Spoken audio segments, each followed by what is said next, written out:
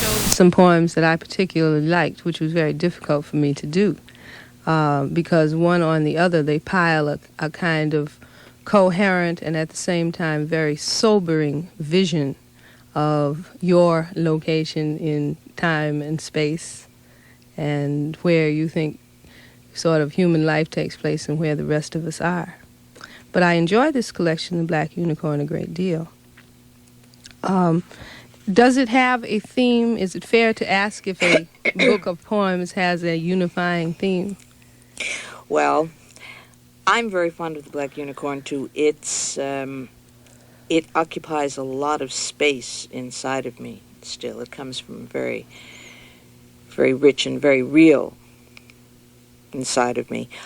The theme, they are poems of a black woman digging deeply out of all of the people who I am.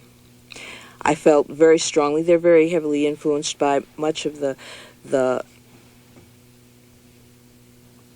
places, places, and things that I internalized, that I took into myself during the time I was in Africa, the different times I've been in Africa, my deepening sense of awareness of what African American means, which is a totally and completely different position from any other one on earth.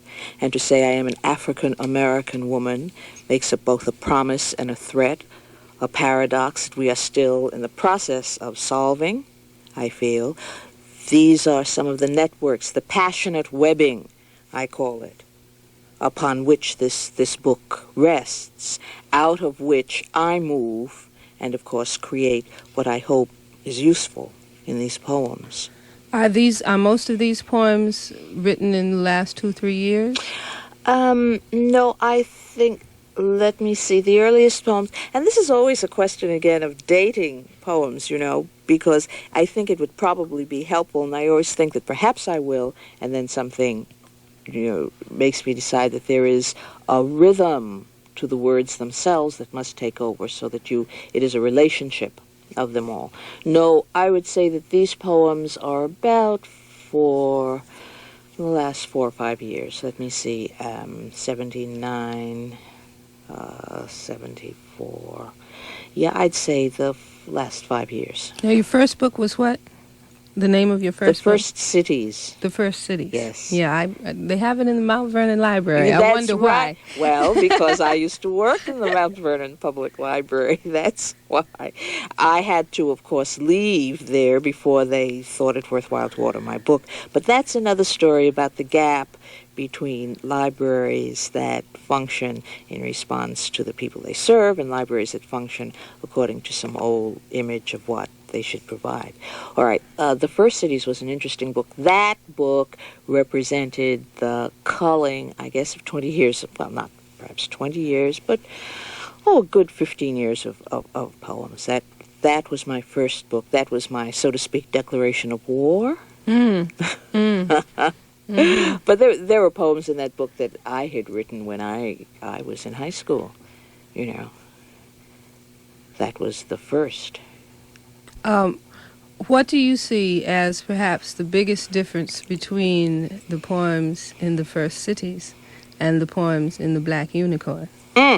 Where I am, right? Okay. Who I am. Mm-hmm. And I think it is always an error to consider any poem universal, and I certainly don't consider mine. I stand behind the deepness of feeling that I believe is absolutely necessary to creating any poem. And I am different people at different times. We all are. That is why when we attend our art, whatever our art is, when we attend it in the sense of putting ourselves fully into it, then what we reap, what we produce, will move as we move, will deepen as we deepen, will become both more knowledgeable and more integrated as we become. As this is the intimate relationship between the artist and the art. And it is real. It is not, in other words, separate from our living. My work is not separate from my living. They are part and parcel of each other, and therefore they must be. Your poems mine the territory of your existence. Exactly, exactly. So as I move, and I can trace the movement, the things that I knew in 1968, out of which I wrote a truth, out of which I created a poem, becomes the same truth expressed more deeply, in a different fashion, in a different way in 1979. Mm. In the same way that our worlds change, we change also. Mm. The ability to touch that knowledge deeply, to touch that feeling deeply, and to render it honestly is something that we are all about perfecting or trying to hold ourselves to, because it's so easy to turn away, to become diverted. There are so many diversions around us. Do you write a poem differently now than you did 10 years ago? Is the process different? Do you touch yourself more deeply or less deeply or more consciously or less emotionally, or is that even a reasonable question? I think that's a semi-reasonable question. Okay. Give me a half a star teach. Okay. No, I was really covering the fact that, wow, those are the kinds of questions that people write down in books. I never quite feel those are the kinds of questions that I'm able to answer. But I will attend. I will hold myself to it because I think that it was a very respectable request. I do it with a lot less fear of being afraid. Do you understand what I mean by that? I spend less time in dealing with the put-offs. I spend less time in respecting my own reluctance. Whatever might intercede between you and the poem is more quickly right. dispatched. That's exactly right. I can't say that they come less often, although perhaps they do. But by the same token, I am also perhaps more impatient than I was, when I was 14 or 15, in a different way. But I reckon less with the impediments that I must set myself. And by the same token, I have a better sense now. What has grown within me is a surer sense of daring, a surer sense of knowing when I have touched what I want to touch, whether or not it is yet fully seen. Mm-hmm. Mm-hmm. In other words, I trust my vision more. Sure. Now. Sure. And as a result, either that or suicide. That's right. And as a result, of course, I am more open. I think that we all, at one time or another, came to poetry. I know for myself, I came to poetry to save my life. Right? I mean, it was that or death. Right. Yes. Survival on those immediate terms, where words were more than life rafts. They were, oxygen. And even if I had to invent the wheel every time I had to go to the store to get some oxygen to breathe, I had to do it. Mm-hmm. Right, so. John Ciardi is quoted as having said that a poem is a machine for making decisions. If we might change machine to organism, because it seems to me that a poem is terribly organic. Thank you. Well, I don't want to get into a whole battle get into it. right here, right but I on. do want to point out that the minute you start talking about poems as machines, you tell me where your head, your consciousness, your substance, or the lack of it is at. I am sorry, a poem is not a machine, and I would choose another word, or perhaps write another poem. Well, if we can change to organism instead of machine, okay. That which a poem is an organism for making decisions. I think that speaks to the point that you're making yes. about the poem as organism for survival. The poem, in other words, as one's own evaluative approach to existence. To find out what you think and what you're experiencing, you write a poem. Well, that's only it does seem to me, though, Judy, that's only part of it. I don't only explore. I have to continue saying over and over again that I also share. I examine, but I also deal with a synthesis. Mm-hmm. And at times that synthesis is very close to chaos, but a poem is the only way it can be gotten across. I mean, take, for instance, Sequelae, which was one of the poems perhaps I'll read later. That question of the synthesis of the image, of the pileup, where it goes, where it lends us to. Look, let's face it, if I could do it in an essay, I'd have written an essay, right? But there's some things that are, if we had 4 tongues and could speak from our mouths on, 4 tapes at once, then perhaps we would realize that poetry is but yet another daily intercourse. Mm-hmm. But when we do it with eyes, with bodies, with smells, when we do it on all of those levels, that is one thing. When we do it with words, capturing it in that particular way, then it becomes a poem. But poetry is not separate from our living, from our feeling. This isn't something arcane and set off to the side the way we were indoctrinated to believe. I mean, Yellow daffodils. That's one of them 7 sinful words over there, right? Poetry is eating and sleeping and smelling and feeling and hating and loving and all of the things we feel all at once and together, sometimes 4 at a time, sometimes 10 at a time, sometimes, I think that I am not serving well some people who may be listening to us who have not had... Serving well? Not serving well. Some people who may be listening to us who haven't read or heard your poetry. So we are going to take some phone calls here later at 279-3407. Not right now, a little later. But right now, Audrey, I think that I would like very much if you would read some poems to us, some of your poems. What would you like to hear, Judy? Do you want to read Sequelae now, since you just mentioned it, or yes, would you prefer to start with something a little less taxing? I think it's very good for the juices to be taxed to the utmost, Judy, to the utmost. Well, then let us begin then with Sequelae, which is on page 25. We can go.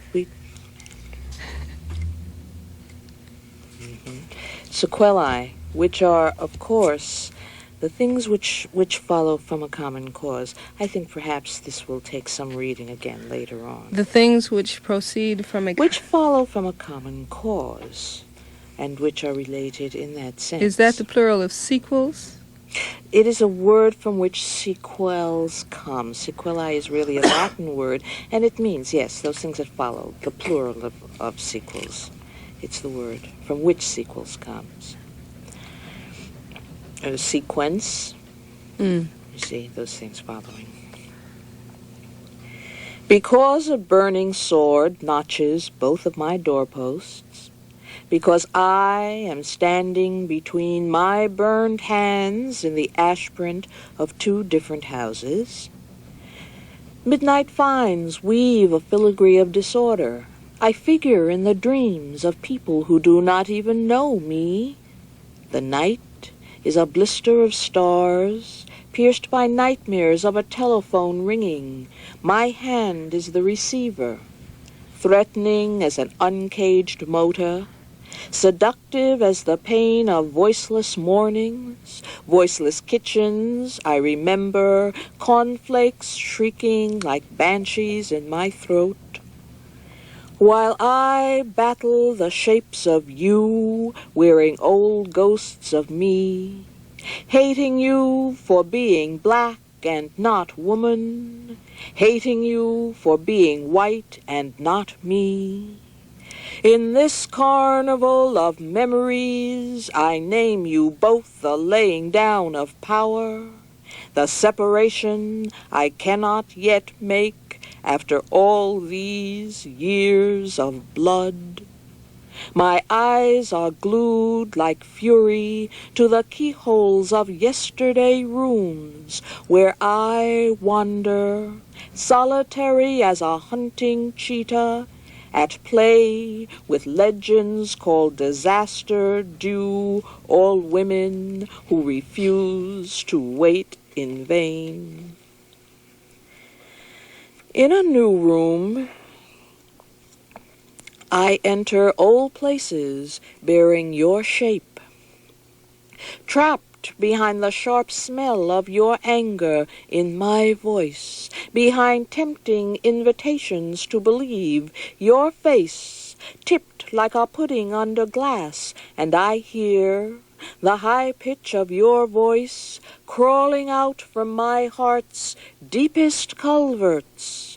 Compromise is a coffin nail, rusty as seaweed, tiding through an August house where nobody lives beyond choice. My pathways are strewn with old discontents, outgrown defenses, still sturdy as firebrick, unlovely and dangerous as measles. They wither into uselessness, but do not decay.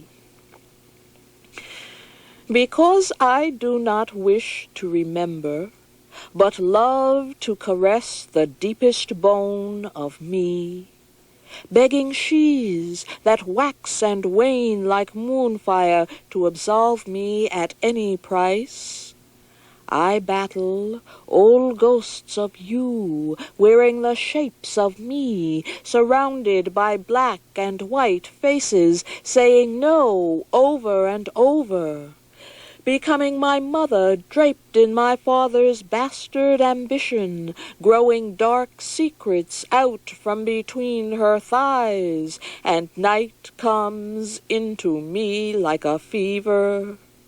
My hands grip a flaming sword that screams, while an arrogant woman, masquerading as a fish, plunges it deeper and deeper into the heart we both share, like beggars on this moment of time where the spaceships land.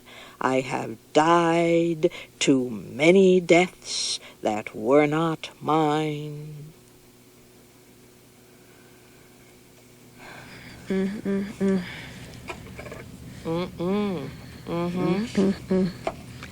is a very arresting poem. For true. I have died too many deaths that were not mine, because that is the easiest place to start. You know. Must we start there? We have people moving in this poem, people moving in your life, out of it. Why are you making faces at me? You said you didn't mind talking about poems. Oh, no, I really love talking about poems. I was just wondering about all of them people swimming in and out of the poem, because it was like, it's all of those people swimming in and out of me. You know, I talk to my students all the time about why it is absolutely necessary that we remain open on the levels that we can and still recognize survival. And sometimes I have to make sure that I'm not giving the false impression that when I talk about that, I mean that it's easy, because it ain't never easy. Because one of the things that happens when you are open is that you are open to all things, and I think you understand what I mean, but you pick up a lot of the prevailing emotions that are floating around, that some of that hardness just keeps out. You take on the coloration of a lot of other people. That's right. A lot of stuff goes on, and a lot of the things that happen to young people, to children, young people, that makes us, I know a lot of things that happened to me when I was younger that made me feel crazy all the time, had a lot to do with what was going on around me that didn't even belong to me, but had to do with my picking up the things that just weren't ever being said, but were being They were felt. never acknowledged. Yes, they were never acknowledged, but here are these people, it's like the persona, but the personas were actual, tangible, when you feel them, and they assault you like ghosts constantly. But when you proceed to act on what is actually occurring, then they tell you you're either crazy, perverted, drunk, or weird. Yeah. Yep, that's it. I guess when I asked them to see my images, a child enraptured, they threw coal dust in my eyes. That's exactly it. Yes. Well, that's something that we have to struggle with in the ways in which we internalize those kinds of rejecting of magic, the power of magic. We have integrated a lot of that into ourselves, and we have to watch it because it acts as a damper sometimes on that very place out of which our visions come. Mm. And as we were talking before, vision is not it's not a luxury any more than poems are luxuries. When I say that poetry is not a luxury, that it is an actual vital force necessary in our lives, necessary to help conceive a future. Well, in the same way, those things that we feel are also part of the vision. There are some striking lines in this poem. I just want to pick out a couple. My pathways are strewn with old discontents, outgrown defenses still sturdy as firebrick. Unlovely and dangerous as measles, they wither into uselessness, but do not decay. Yes, yes, yes. One of the things that I think particularly... The images. Women that I have talked with often need to do is to move past a kind of sorrow or a habitual way of responding to events. And perhaps not only women, people just get into these kinds of fixes, you know. And that section seems to speak to that kind of a dilemma. Mm-hmm. I think it does, yes, very much. And the images that come through there came through for me in a very erotic way, in a very tangible and feeling way. Firebrick, the roughness and the toughness, and yet, interestingly enough, there's the brittle quality of it too, but still it is so bruising, right? And it is so impervious on one level, and yet there's so many things that it cannot be used for. Its uses are limited because of its very component, its very power. I think defenses are like that. Rethinking what I just said, I'm thinking of some men I know too. I think it's a characteristic of people to get into typical ways of reacting, habitual ways of viewing life and responding or acting in it, which take on those characteristics. Yes, and they're not appropriate in new contexts. And that's right, and become very destructive when they have outlived their usefulness. You know, and they become really old baggage, and knowing when to let them go is essential. But sometimes knowing when to let them go and being able to let them go are two very different things. The volition and the focused strength.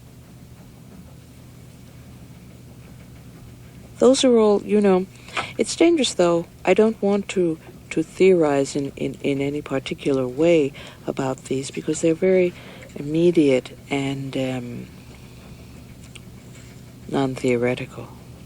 To have a coherent and a verbalizable basis of thought is not to, I think, theorize in an abstract or pejorative sense, which is sort of the way I hear you saying. No. I wasn't saying that, but that's all right. I've moved on. What else would you like to hear? Let's go to A Woman Speaks. Yes. Which is the first poem in this collection, The Black Unicorn, by Audre Lorde, who is reading now. No, the first poem is The Black Unicorn. Yes. Restless and unrelenting. Okay. A Woman Speaks. Moon-marked and touched by sun, my magic is unwritten, but when the sea turns back, it will leave my shape behind. I seek no favor untouched by blood, unrelenting as the curse of love, permanent as my errors or my pride. I do not mix love with pity, nor hate with scorn, and if you would know me, look into the entrails of Uranus, where the restless oceans pound. I do not dwell within my birth nor my divinities, who am ageless and half-grown, and still seeking my sisters, witches in Dahomey, wear me inside their coiled cloths, as our mother did, mourning. I have been woman for a long time. Beware my smile. I am treacherous with old magic and the moon's new fury. With all your wide futures promised, I am woman and not white.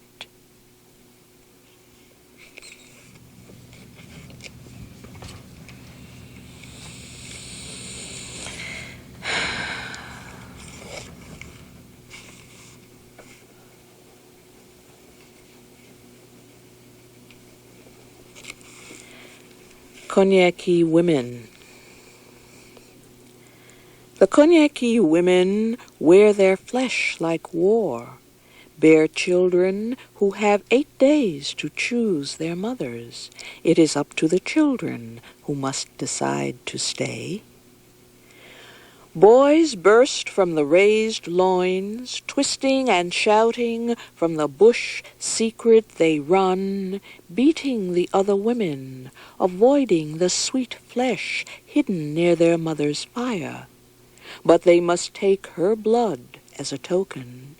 The wild trees have warned them, beat her and you will be free.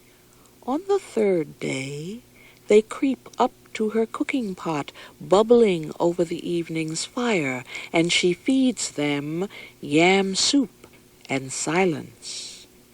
Let us sleep in your bed, they whisper. Let us sleep in your bed, they whisper. Let us sleep in your bed.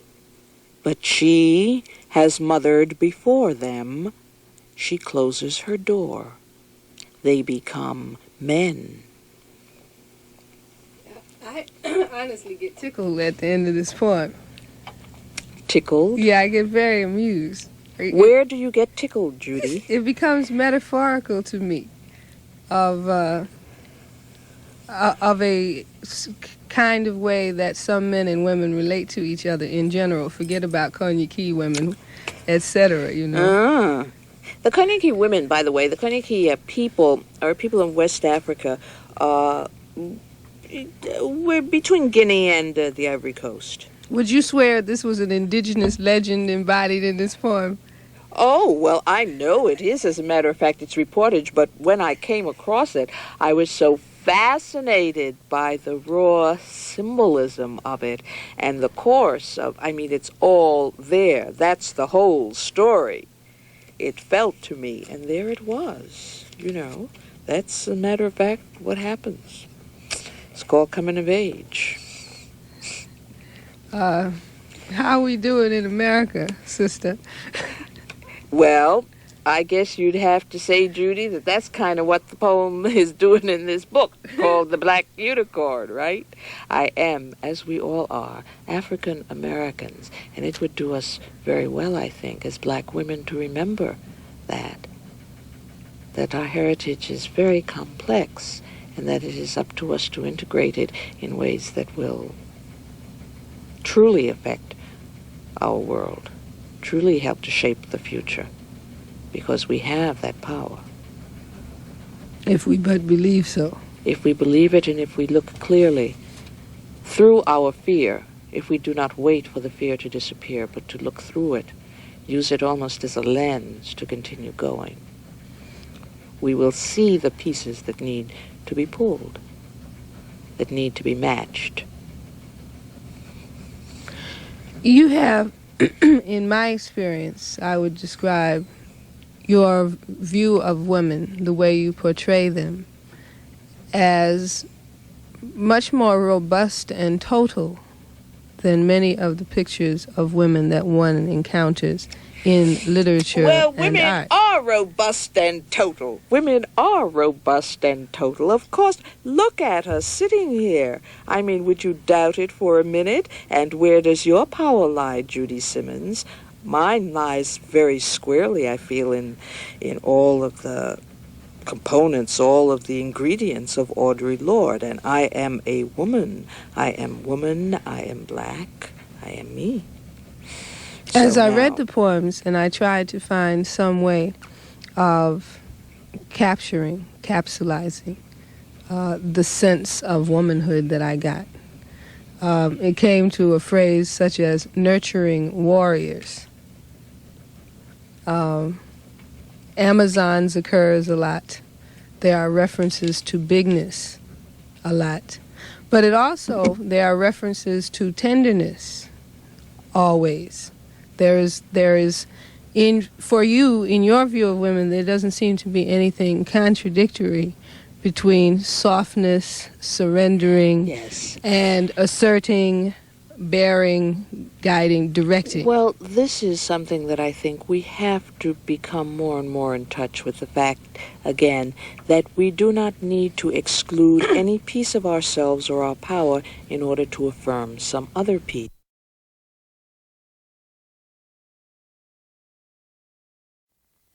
Our strongest. To put it another way, for instance, the people of Dahomey, the Fon people, the Dahomean women who were the Amazons, right, were so because they grew up in a framework within a people who did not, of all perhaps the African people along the West Coast, being a very strongly matriarchal people, they did not separate or believe that nurturing necessarily was contradictory to making war. That, in other words, it was possible to make both love and war, right? Mm-hmm.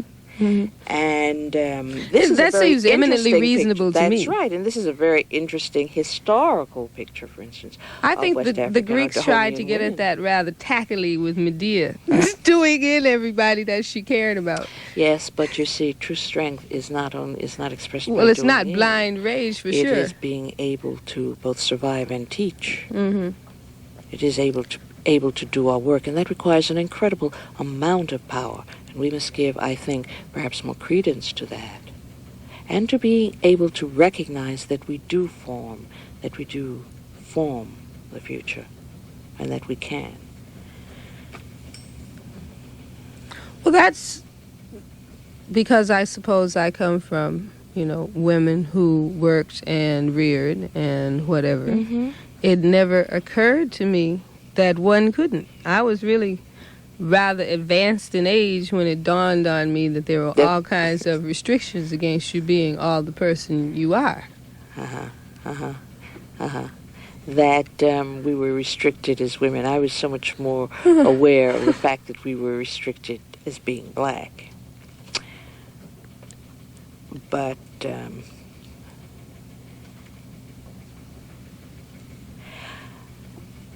that's part, I think, of the African American woman's experience in this country, is that there are certain kinds of strength. I mean, that we just cannot, it's true, we just cannot, afford not to recognize. At the same time, we cannot afford not to recognize the grave weaknesses of a position. I mean, let's not overinflate it, right? We are still the least paid, right? We are still the bottom of the pecking order. That's why... That is keenly felt, too. Yes, and that is keenly felt. I think that that's even more of a reason why we need to examine and to encourage those places where our strengths do lie also. Mm-hmm. At the same time, while we're surviving in the mouth of this dragon, we also need to be feeding our vision. Mm-hmm. Which is one of the vital necessities of art in everyday life. Which is one of devising a future where we will live in some place other than the teeth of the dragon, maybe if not in my lifetime or even in my children's lifetime, that we will all contribute to what is known as the great going forward, and that eventually we will move beyond dragonhood. You believe in the notion of progress, do you? I suppose if you want to call it that, yeah. It makes you very American. Oh, does it? Yes. Well, we will all get to heaven by and by somehow. No, I don't consider it heaven at all. I consider it, My vision is formed in a very different way from that, Judy. It has nothing to do with a heaven. It has to do with the imperfections of a world that I am living in, and that my work is to help alter. I do believe in evolution, and that is different from the concept of progress. So you I do haven't felt believe that if we can keep, that if we can survive, and if we can teach, if we can keep this whole crazy thing going long enough, we will find a way out. We will work our way out. But in some ways, it's kind of like those 500 monkeys sitting at those typewriters, you see?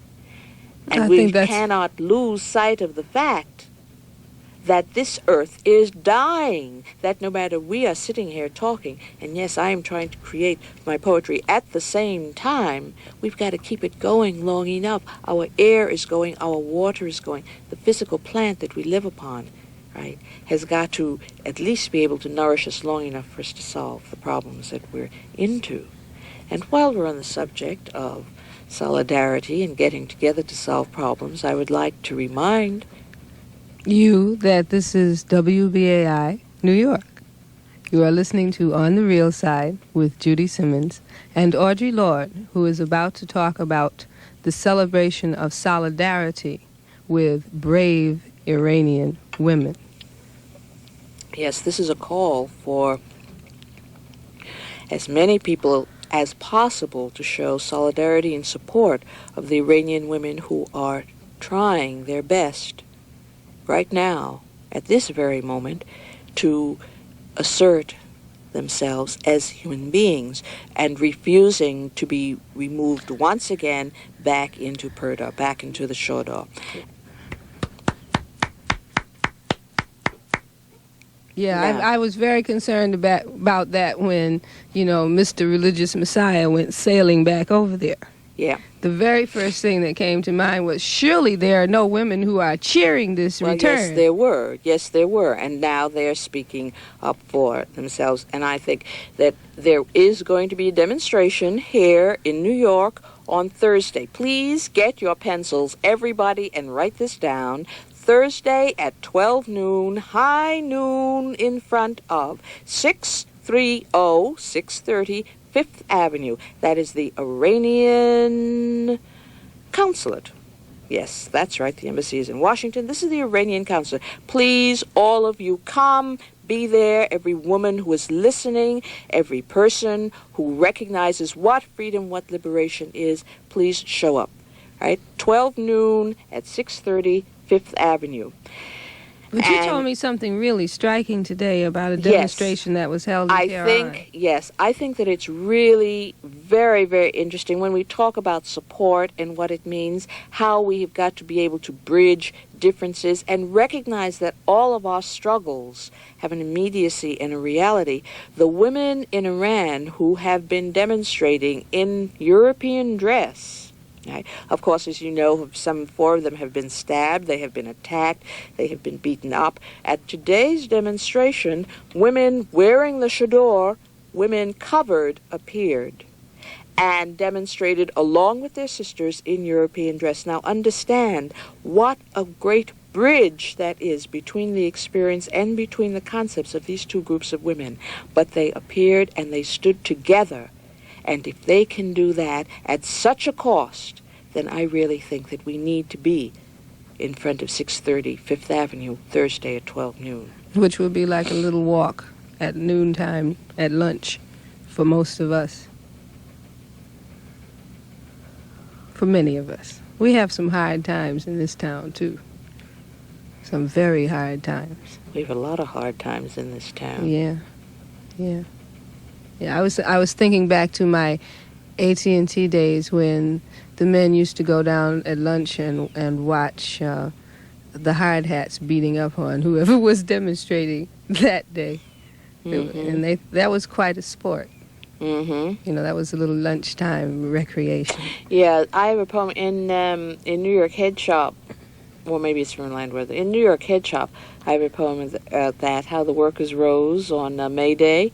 There was it was so ironic. The huge demonstration, the students marching for peace, and the hard hats, right? The workers rose on May Day. They came down from the rafters, and they beat the students to pulp. Yeah. right? I mean, the workers rose and did not lose their chains. The dictatorship of the proletariat. The Ho, ho. apocalyptic vision of America, right? Called Karl Marx. It was fascinating that day. I'll never forget that. I guess it's about 9 years ago now on May Day. The thing that you continually do, which I suppose is what makes you one of the greatest living poets, as Clayton Riley said this morning on his show, and that is one of the things that I can agree with Clayton on, is that you continue to be blood-drawingly alive to the events that are so searing of consciousness and heart. If we cut those events out, Judy, we cut off our lifeline. We cut off the very lifeline to that survival that we are seeking. I mean, we live in so many worlds and they bombard us every day. If we can talk about developing strength, if we can talk about coming into a consciousness of ourselves as women, as powerful human beings with power that is relative but real, if we can talk about that, then we have to understand that it is in a context. We do not scrutinize ourselves. We do not, when I say that the purpose of art, for instance, the function of art is to make us more and stronger who we are, that is not in a vacuum. That is against a tapestry of action, that we bring about change not by coming together in incomplete ways, but that we bring about change by developing and focusing at the same time all of the powers within us, so that we bring the total person to our challenge, the total person to whatever our work is. That seems to require a great deal more affirmation than many African American women seem capable of. The whole so-called damage to psyche and all that. I don't think so, Judy. I don't go along with that, I have to tell you. I really don't go along with that. I look at my mother, for instance. I look at the women. This damage that we speak about is not what is so frequently called. I mean, I think that there's a whole sociological trip that's run on our heads. I mean, I look at what it takes to bring up kids, what it takes to have you sitting there and me sitting here communicating, crazy or not, right? Damaged or not, we've done an awful lot. Right? Yeah. And I look around me and I see the other sisters and I think, we are not where we want to be, but we are certainly not to be either forgotten or overlooked. Well, since we have so few sung heroines. What we need now is to be able to focus that kind of, to become more consciously in touch with it and have it be not in the service of our enemies, to have it be not in the service of destruction. And the only way that that can happen is if we become every day more in tune with what construction needs to be done. I'm talking about developing a self-consciousness and rallying the power. The strength is there. We need to become more conscious of it. Since this speaks so much in the language of the poems that you have written, would you read us another, perhaps The Women of Dan?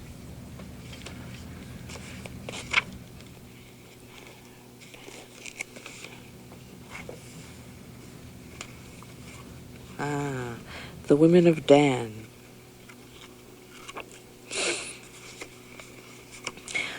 The women of Dan dance with swords in their hands to mark the time when they were warriors. Now that title is as it was. This is simply true. That's what the women of Dan happened to do, right? And it seemed a really fitting title for this poem. I did not fall from the sky, nor descend like a plague of locusts to drink color and strength from the earth, and I do not come like rain as a tribute or symbol for earth's becoming. I come as a woman, dark and open. Sometimes I fall like night, softly and terrible, only when I must die in order to rise again. I do not come like a secret warrior with an unsheathed sword in my mouth, hidden behind my tongue, slicing my throat to ribbons of service with a smile, while the blood runs down and out through holes in the 2 sacred mounds on my chest. I come like a woman who I am, spreading out through night's laughter and promise, and dark heat, warming whatever I touch that is living, consuming only what is already dead.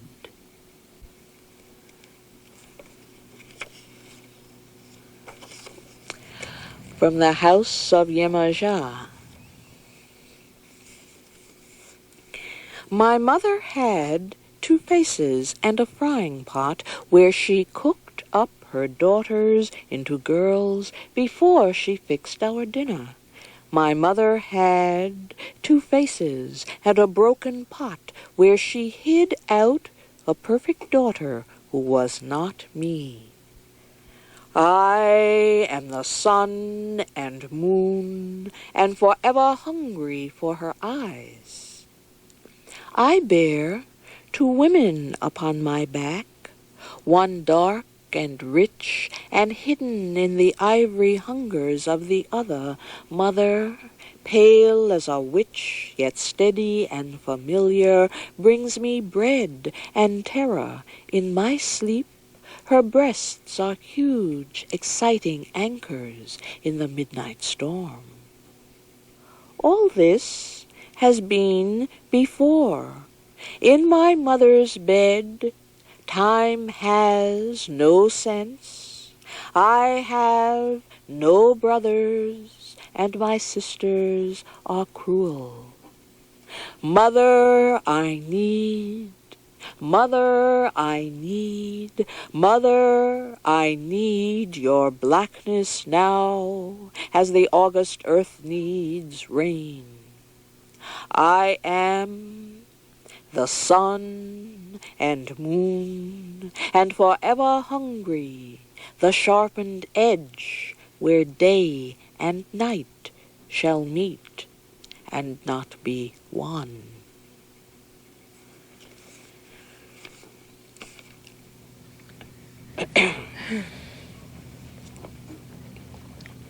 I'm not rushing to fill in the silent space which reverberates after all, after you finish each poem. In radio, there's this cardinal rule that there must be no dead air. Oh, no. But the pause between what you read and the next word spoken is not dead air. It's not dead. It's filled. Yeah. Yeah.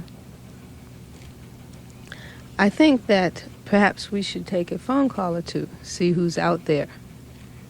Audre Lorde and Judy Simmons are here at 279-3407 if you would like to join us by giving us a call at this number. In the meantime, I think I would like to do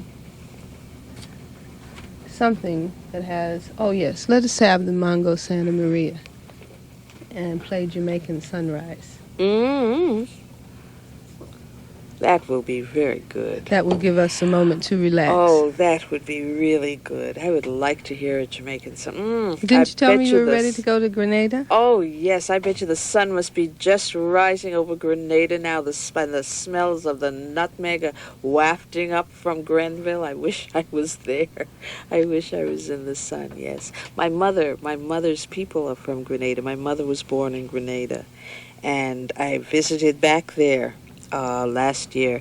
It was an incredible experience for me. You know, both Grenada and Barbados are very, very African islands. And Barbados is amazing because they like to say that on the east side of the country, there's nothing between them and Africa except ocean. There's no land. It's true. So it's that the true. wind that you feel, which is constant and quite heavy, is blowing straight from Africa. That's right. I had a very weird experience standing in the middle of a cane field in Barbados listening to the sea, but I was in a dip so I couldn't see it, and thinking about this long-traveled wind. It gave me a sense of ancestry, of connectedness in time and space that I had never even contemplated feeling. How marvelous that must have been. How marvelous. That's right. The first landfall from Africa is Barbados. Well, you seem to feel that ancestry is very important in locating both the personal and the social psyche.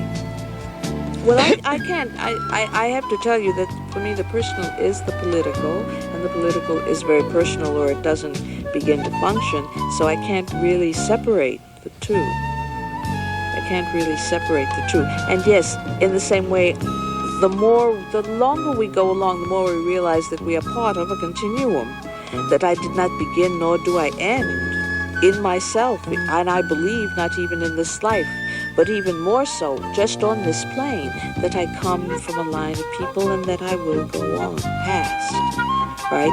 That there is something that flows through me and will continue. And it goes, as I say, in the back of, I was a child when I said on the back of Cables to Rage, when Paul Brayman said, well, what does being, in those days, this was, what does being Negro have to do with your art? And what I could say was, I am who I am. It has everything to do with it because it has everything to do with my life. All that I know of loving comes to me, in a hard place in the middle of this rock. And it comes from a sun country and from Africa originally. And all who I love are of my people. And it's not easy. We do have a phone call, Audrey. Audre Lorde and Judy Simmons here at 279-3407. We're going to take a phone call now. How?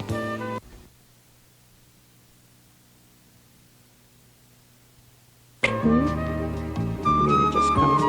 Mm-hmm. It will appear. In this? Mm-hmm.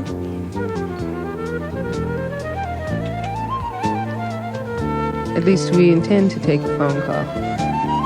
But we may suffer from some technical difficulties at this point. It's all magic. The magic of technology. Inorganic magic. It's an inorganic magic. That's a very different magic from the kind of magic we practice at home. Okay. This is WBAI. You're on the air. This is WBAI. You're on the air. Yes, hello. Hello. Yeah. I was getting the impression, listening to the poetry, which I thought was quite moving, that one feeling that I was left with was this, of course, realizing that blackness and woman is very much a part of this woman. I just see thinking in terms of nationality or race as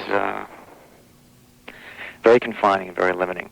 I really have. I'm a studier of philosophy, and I'd love to get the planet together. But I feel that we have to look at human beings as souls. I'm just wondering how the soul comes into her feeling about being a woman, being black. I feel people are entities. I feel they're souls, and they take on a physical or male manifestation. But to carry on the black and the woman and the nationalistic tone, I think might be getting in the way of things. Well, sir, whether they get in the way of things or not, I can hear what you're reaching for, but whether they get in the way of things or not, the fact remains is, since I am a creature upon this earth, my soul is shaped and formed finds expression, right, through my cra, through all of the experiences that happen to me, you see. And so if you find this way of conceiving of life and soul confining, then it is not one I will have chosen. There may come a day when race is irrelevant, but I'm not the one who's going to make it so, honey. You understand? I mean, I deal with an identity that sustains me, and it is an identity which is necessary, which is takes part of how I perceive myself and, at the same time, what is necessary to survive in this place where I am. Is that your only identity, though, being black and a woman? Is that your only identity that you feel and can relate I could to? spend the next 3 hours, honey, talking to you about my identity. I mean, I am black, I am you relate to mother, yourself I am outside being lesbian, black I and am white? I'm fat, white and I a male, am... but I think of myself as... I know, but what I'm saying is I can continue in all pieces of my identity. I am a highly complex individual, as I imagine you must be also, and I can touch at any moment any pieces of those places. It is incorrect for me, right, if I were to say that I am only one or the other, or for you to limit it that way. But yes, I am black, and yes, I am a woman, and these are two very real parts of my existence. I'd kind of like to speak to that also. Okay. For quite a bit of my life, I tried to go through being an entity, a soul, dealing with other entities and souls. But the people in power are the ones who are going to define what those entities and those souls are all the time. Do you agree that we're here and in the conditions that we find ourselves for a reason? Yes, but I don't know who you are because I can't see you, but I hear you talking from a white male bias. Not at all. I don't know. I don't know. Soul. Yes, but you are defining the universal soul in terms of a white male. No way am I doing that. Because the power structures are I do not represent that at all. No, I see people as being in situations that are caused by some reason, and we have to use that situation and work our way out of it into an understanding of complete universality and brotherhood. All across the board. Well, that's all very well and good, but the fact remains, which is what I was leading up to a while ago, is that when these entities and souls have to deal with each other, as Audrey said earlier, right here and now in this place, on this plane, we keep on running into things like race, sex, national origin, language, cultural bias, etc., etc. Where the spaceships land, I have died too many deaths that were not mine. See, these things have to be reckoned with whether you want to give them intellectual credence or not, because we act out of them, whether we intend to or not. We are also flesh, which has been the whole Western problem, and we not being able to deal with that. As you are also, sir. Yes, but I feel that, first of all, the purpose of life is to manifest character in one's very being. And by doing that, by polarizing, by looking at nationality, at race, at woman, at these dichotomies, you lose sight of that. And the very thing you're trying to achieve, you might you define yourself? Might be counterproductive. May I ask you how you define yourself?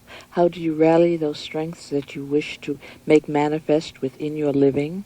By adhering to principle, by looking for causes, by feeling that... Tell me. No, you've given me the, hey, man, I'm talking about the process. I want the product. Give me the process. Like, who are you? Right? That simple question. Who are you, this voice who is speaking now? Let me know you. I have read my poetry and you are responding to it. Now tell me, who are you? Who am I? How can I describe myself? I am a member of this universe. I am a soul more than I am a personality. I'm gathering experience on the earth plane. How would I know you if I saw you? You would know me as a white male with dark hair, about 5'11". And I would have to tell you that I was the person who you spoke to. But I just, my whole life is dedicated Which does not invalidate to understanding and brotherhood and enlightening people to the possibilities that we are here for more than this one lifespan. That there's no indication that we have these 60 or 70 years to deal with and strut and fret and grab for all the gusto we can, because it's the idea of living in sisterhood. Yes. And it seems so simple to see that. Yeah, I can only respond that I found that when I was in that position, a naive approach, so I changed.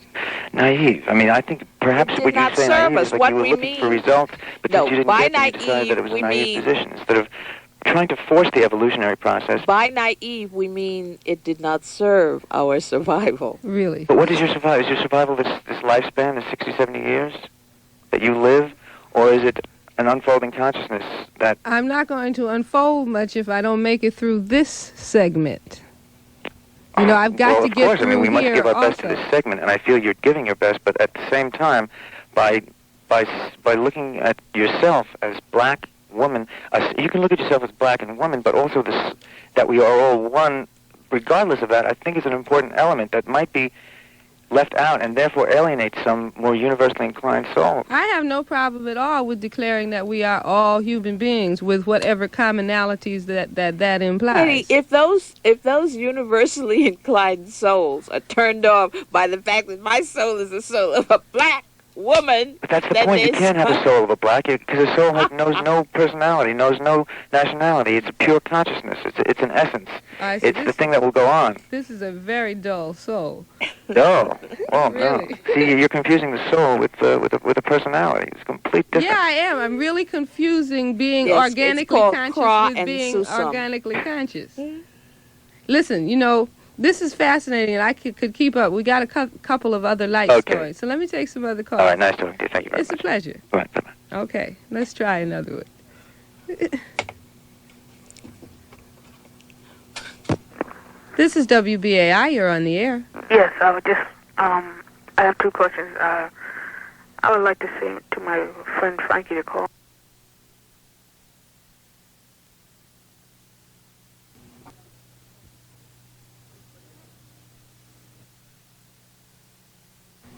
Let's take another one. To take somebody new. Hello? This is WBAI. You're on the air. Hello. Hello. I just want to talk as if the intervening call had not occurred. Okay. And say to Audre Lorde that I think in your poetry that I've been listening to is the entire universe. The closer I listen, and it will take a few more times, maybe a few hundred more times, the more I'll hear. And as far as, I guess I wasn't expecting to pick up the phone, except I did while the other caller was speaking, because I felt it might be safe with the two of you there for me to respond to that openly, which was to hear in his voice a longing and an awareness that he's missing something. And it's inevitable, because he is white male. And he's not black, and he's not a woman. And there it is. Now the alarm and the affront that how dare you open up? How dare you not keep down and let the universe, let's not start talking. You know, here you're got a book out. And you're reading from it. And there is so much to hear in your words. Sister, and there is so much for him to shut up and listen to, you know? And that's where the white male has got to be.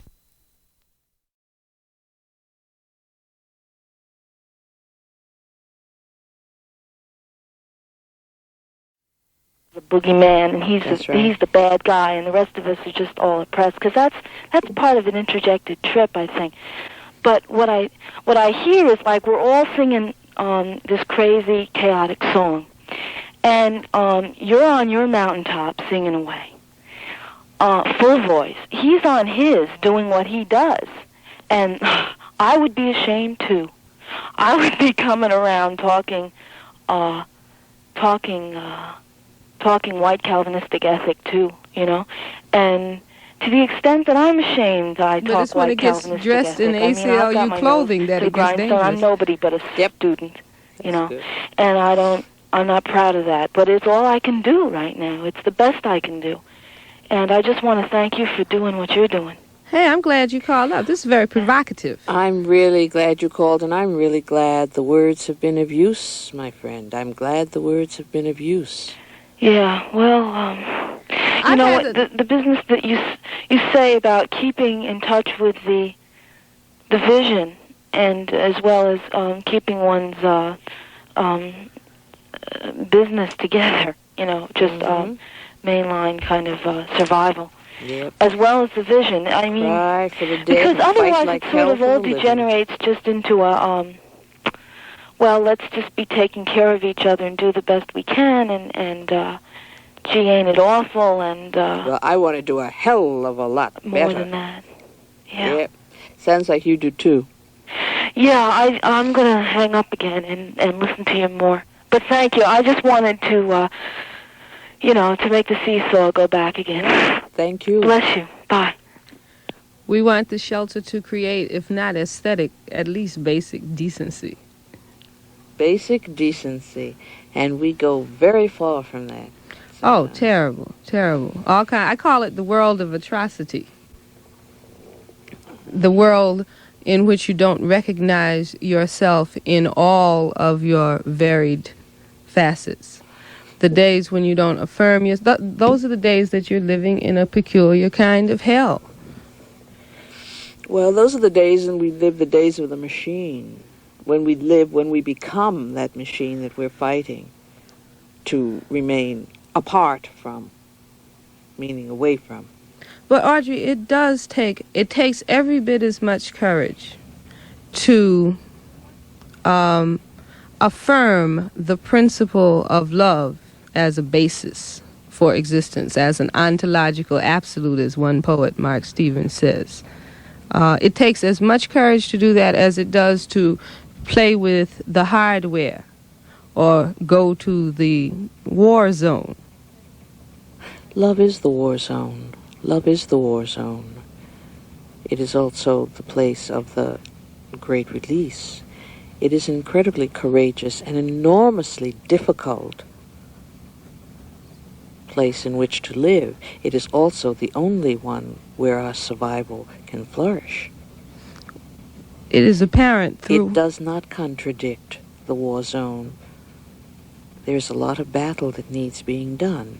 And what I consider righteous or what I consider necessary may not be what you consider necessary. That's one of the ways in which we, I believe, certainly as black women, as human beings involved in survival, we must recognize that our differences do not preclude our humanity, do not preclude the fact that as human beings we must take a stand wherever we are, wherever we function, against that which is grinding us into dust, whatever its definition is. But we must take a stand because in every place, for each one of us, we have chances to do battle with it every day.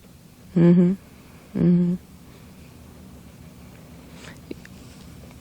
Larry Neal once told me that I had an overwhelming moral tone. He had not apparently read you well. There is instruction. There is prescription. There is, look, there are things we must do. Larry knows that. Larry knows that. Well, I guess with triple Virgo or something, how could he help it, right? Let's take another phone call. This is Judy Simmons with Audre Lorde here at 279-3407. WBAI, you're on the air. Thank you. Hello? Hello. Yes, you're on the air. Okay, I want to ask Audrey how difficult... Hello? Yes, you're here. I'm here. I'm trying to find out how difficult it is to become organically conscious. I don't know if we understand that question. Well, Would you run it by us in a different Audrey fashion? said sort of before that when she was talking to this sort of spirit, or wherever the hell he was coming from,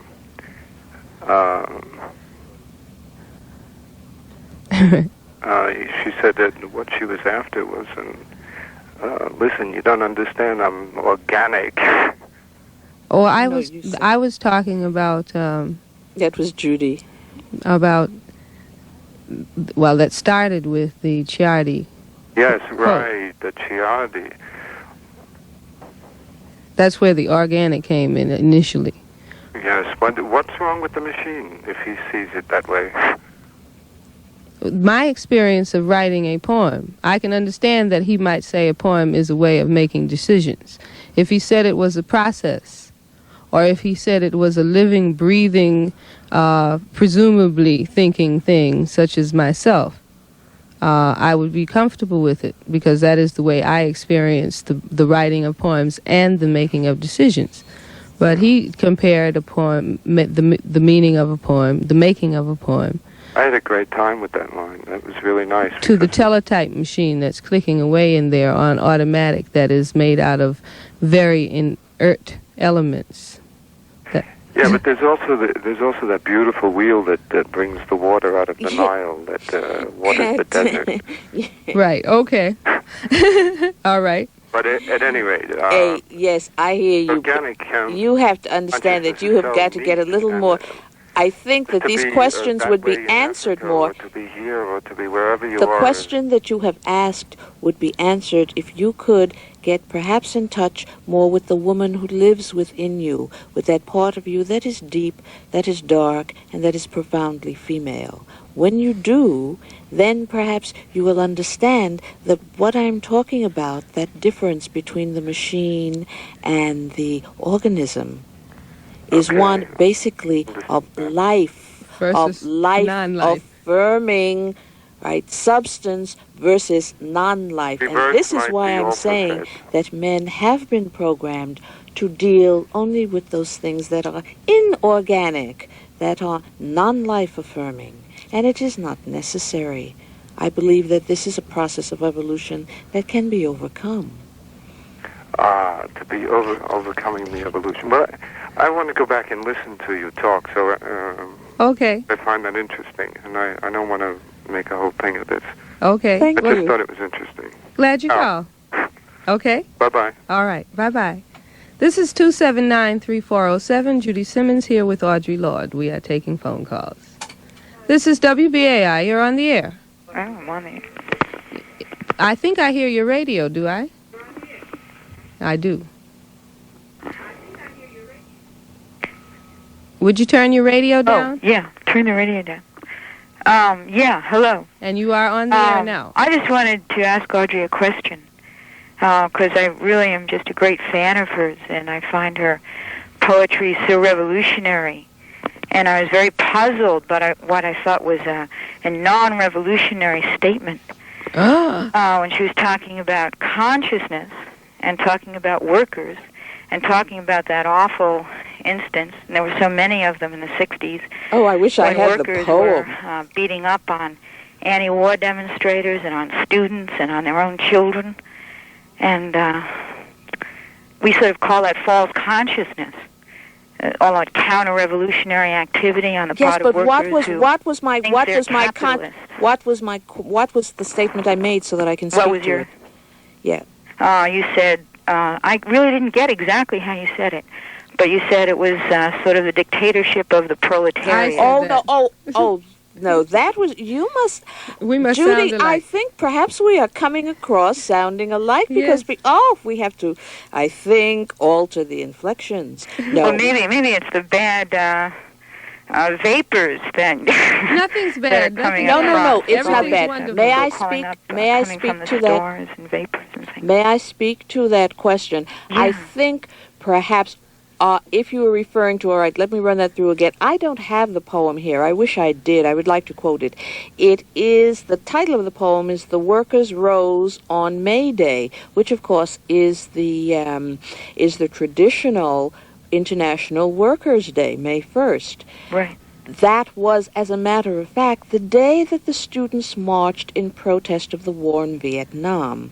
Now, the hard hats, the construction workers on Wall Street, saw the march, and there were, I think, perhaps 2,000 students, as I recall, and maybe about 500 or a smaller amount of the construction workers. Anyway, they came down from the girders, and there were pitched battles in the streets, and the students were very, very badly routed. Okay?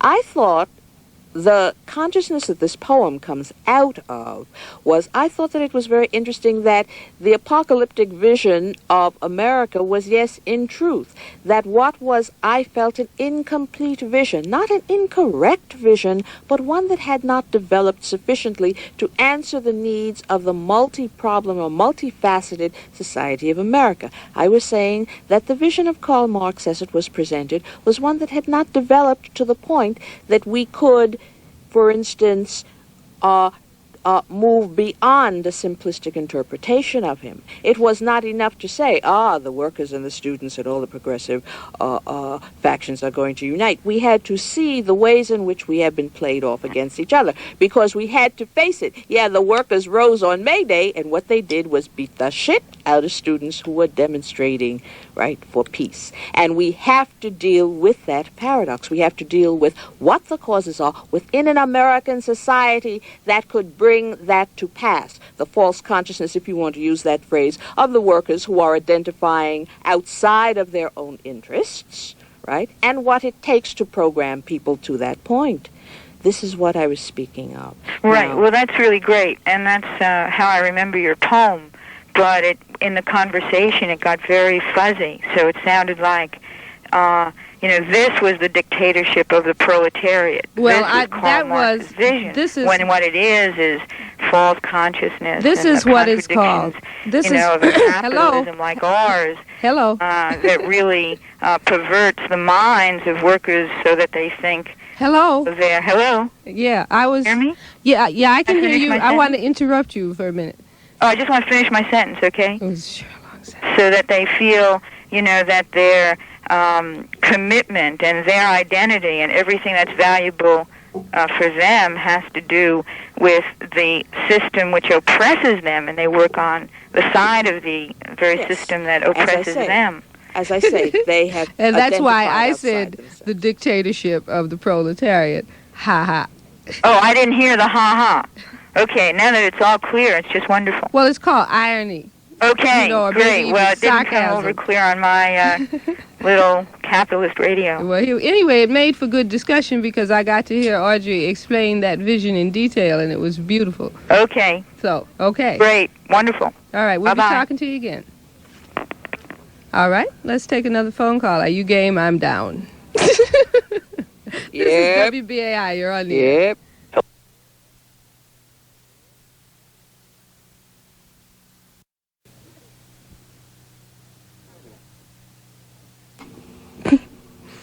Interested, perceptive, delightful people whom I enjoy visiting with every 2 weeks. Really interesting questions. Yes, Responses. yes, they're really alive out there at this time of night, This is WBAI. You're on the air. Oh, let me turn down my radio. Okay. While she's doing that, let me tell you that this is 279-3407. You may call us here at 279-3407. I'm Judy Simmons with Audre Lorde, poet.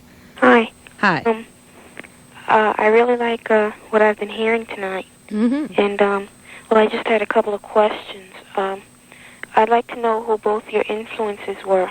I mean, both of you, who your influences were in writing your poetry. Other poets are other major figures in our lives? Is that what you mean? In general, People, though. You're interested in people. What people influenced us? Yeah. Uh-huh. That's an interesting question. Besides your mother, your father. I've got to say, I see you sitting there looking at me, Judy, as if all of a sudden you don't write poetry, right? Well, right? You are my guest. I would have to say that all of the people whom I've known, and I have been incredibly lucky in my life, the people whom I have loved and who have loved me, and some of the people who I've hated and who have perhaps hated me, all the people who I've come in contact with have influenced my poetry. Now, if you are asking that question that they ask in freshman composition all the time, who were the major influences upon, I'm afraid I'm going to have to leave that to the literary critics and to you and to the rest of you all to decide. Because, you see, over and over again, I must say that I read poetry, and I read it omnivorously. Yeah, that's The why I want to know, music. But, honey, I read everything everything. Percy Bysshe Shelley was very big with me. From Hallmark cards through the romantics, right through the best loved poems of the American. When I say omnivorous, I mean omnivorous. Everything, as long as it was in verse, right? That was. What about you, Judy? The funny thing that happened to me was that I just started writing poems. Oh, have you been published? Yeah. Where? By Broadside Press, also. A book called Judas Blues. Really? Where can I pick that Yeah, up? you got to see it, too. The University Bookshop has copies. Where is that? It's on 12th Street, not too far from the Strand Bookstore. Yeah, and I can get Audrey's books there They too? also carry Audrey's books. Yes, you can get them there. Probably Or several. you can get by books, and yours should also be in Woman Books, up on 92nd Street and Broadway. Yeah. And perhaps in Juna Books also on 10th Street. Yeah. In the village. I have one more question for both of you. All right. May I just amend something to Sure. when you asked about influences? I would have to tell you also that out of that omnivorous reading, it satisfied something very deep in me. But I felt more and more that what I felt was poetry was just not coming across. I was not finding it out there. And so a large percentage, an incredible percentage of what I read, I felt was totally irrelevant to me and to what I conceived of as poetry. Yeah, well, I write prose. It bolstered the position of the outsider. Yeah, I write prose, and I'm not published or anything, so I guess I would be considered amateur. Mm-hmm. But I don't consider myself an amateur. But I find that I was influenced by Henry Miller and, those type of people, that type of person. And, I always liked the rhythm of T.S. Eliot. Oh, yeah. Not with a bang, but a whimper. He was very big with me around 13, 14. Yeah, well, that wasn't too far back in my life. I have one more question. Who are, for both of you, who are your favorite poetry writers and prose writers? Me. Anyone else? Audrey. Anyone else? Prose writer. My friend Wesley Brown, of course, we must say that. Yeah. Joseph Heller for his first book, not Joseph Heller for his second. I mean, why not? Let's take on the big boys tonight. Get out of the ghetto. Pretend to have familiarity with something in addition to Afro-American literature. I'm breaking my cover. Oh, really? It hasn't been working very well, Say Judy. something. Say something. Well, answer this lady's question. What my favorite? Well, I would of poets. You must understand that I'm hopelessly partisan. I like only the very, very best. Yeah. Right? And I would say Adrienne Rich. This is present company excluded, of course. My very favorite is me, right? That is Judy. Adrienne Rich, Joan Larkin. Prose writers, Toni Morrison. You must read Sulla. The historian, Blanche Wiesen Cook. You should check. I have her Crystal Eastman book. Isn't that Crystal Eastman book something?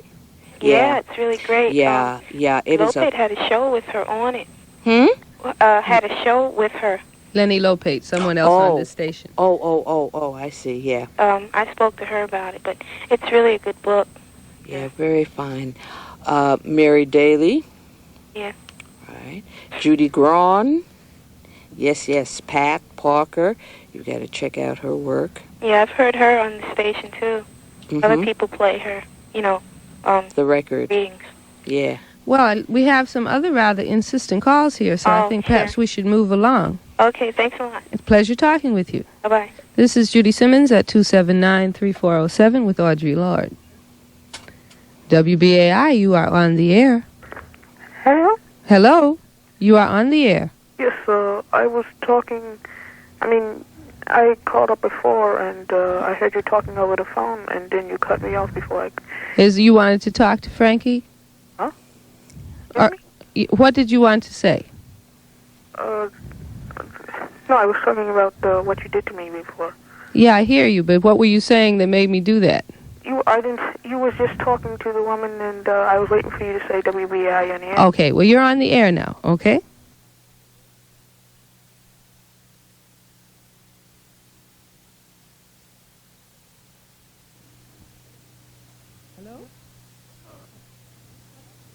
What's she doing? It's a he, I think.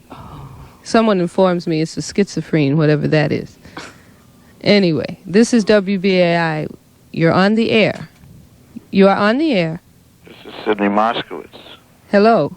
Sidney Moskowitz, New York City. Uh-huh.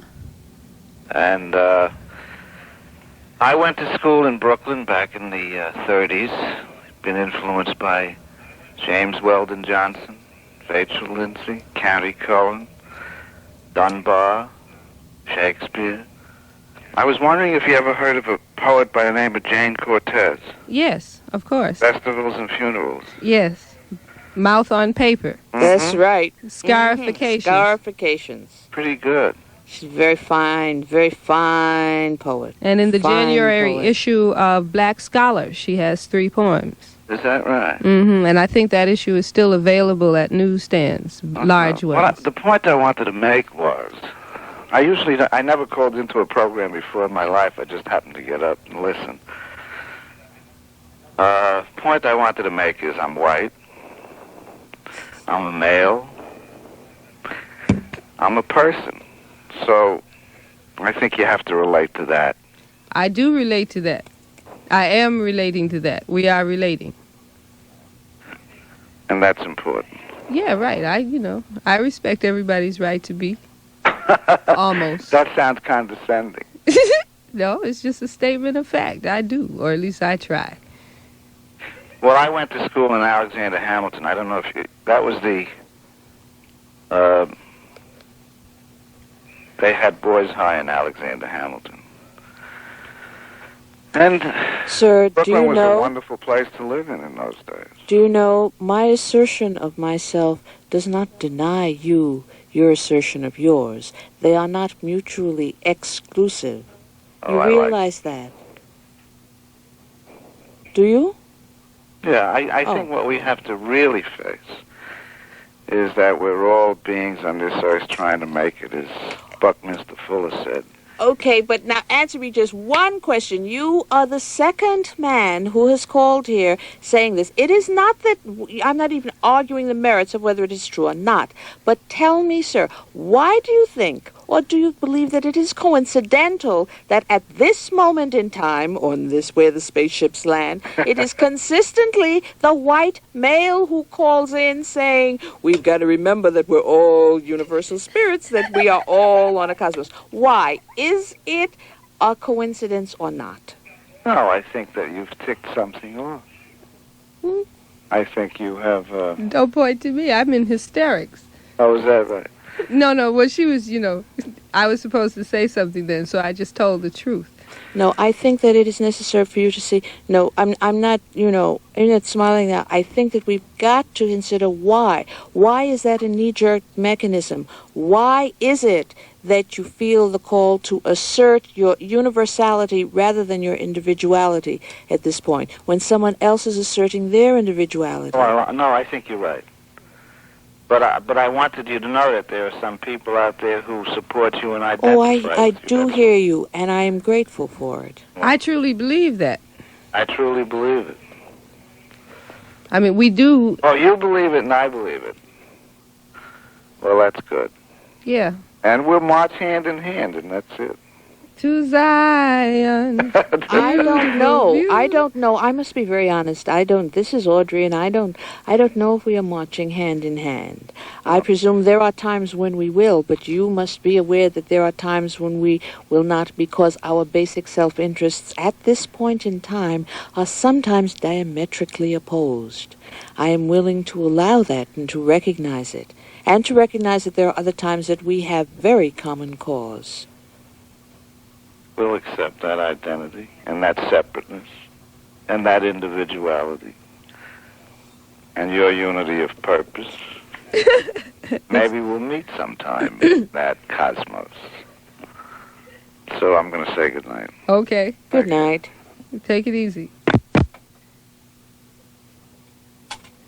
This is WBAI. You're on the air. Yeah, let me just turn my radio down. Fine. Hello? Yes, you're on the air. Turn your radio down. Yeah, I'd like to ask you a question, and this is discounting sexuality. I'm a white male, and the question I have is that all my life I've been very close with white females, and I'd like some tips. I'd like to become friends with black females, close friends where I can talk to them. Calling me up and situations. asking me that question is definitely not the way to do it. Excuse me?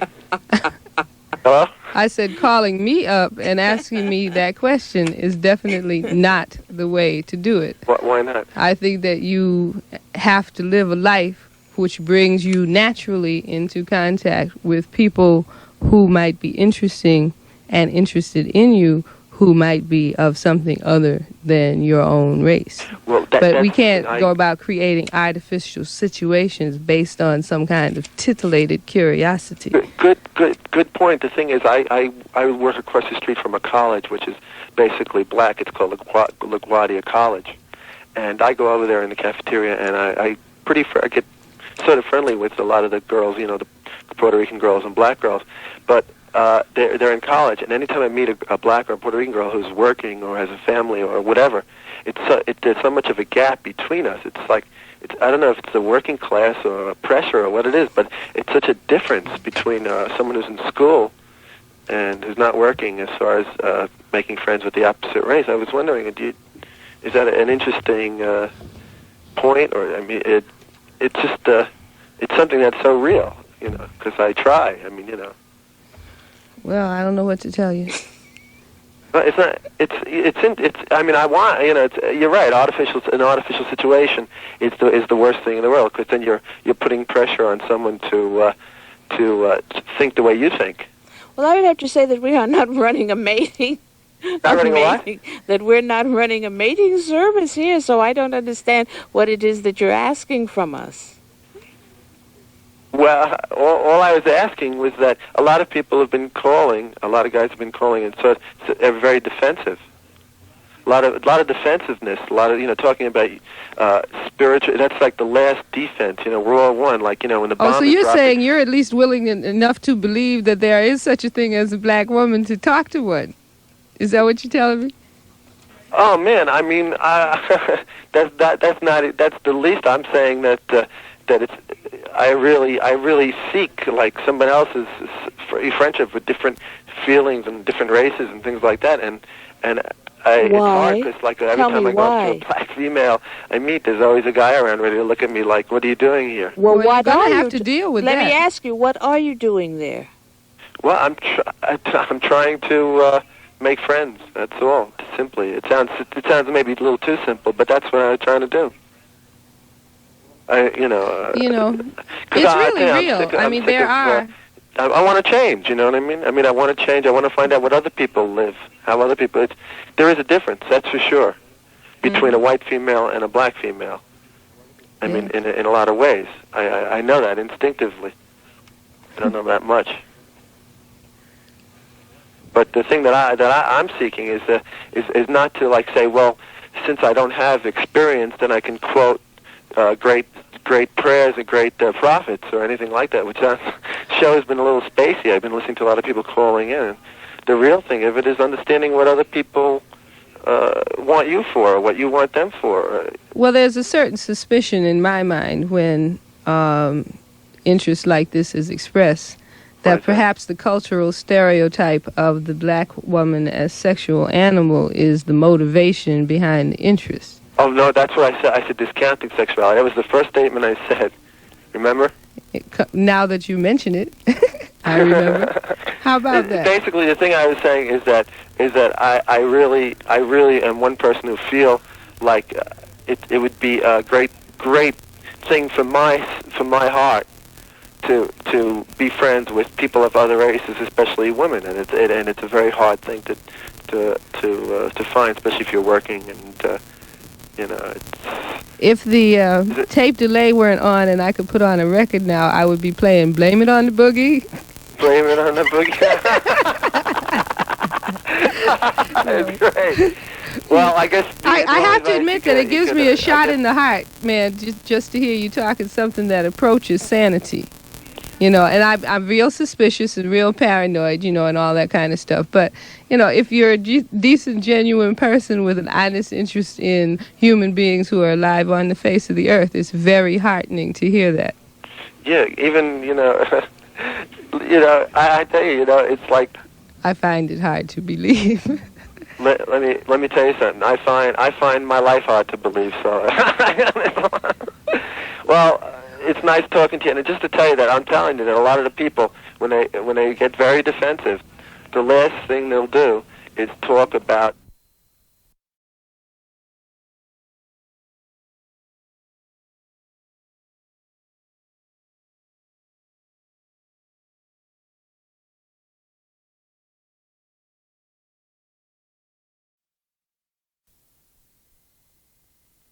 The fact that you affirm these in my life. And I'm 26, and I hope within the next few years that I become friendly with people with women specifically, non-sexually, of other races, so I can find out, like, you know, where they're suffering, so I don't have to just open up the paper or just listen to someone and say, oh, come on, that can't be happening. This can't be happening. Listen to me. If that is going to be your focus, you ain't never going to meet any black woman that's going to stop long enough. Because as long as you go into it, where are you suffering? Man, when you begin to deal with the pain dripping out of your voice, then maybe you'll be able to have a real relationship. But don't you be speaking to no woman about where she's suffering, because she's going to punch you in the mouth if she's worth her salt. If she's worth her salt, did you say? Worth.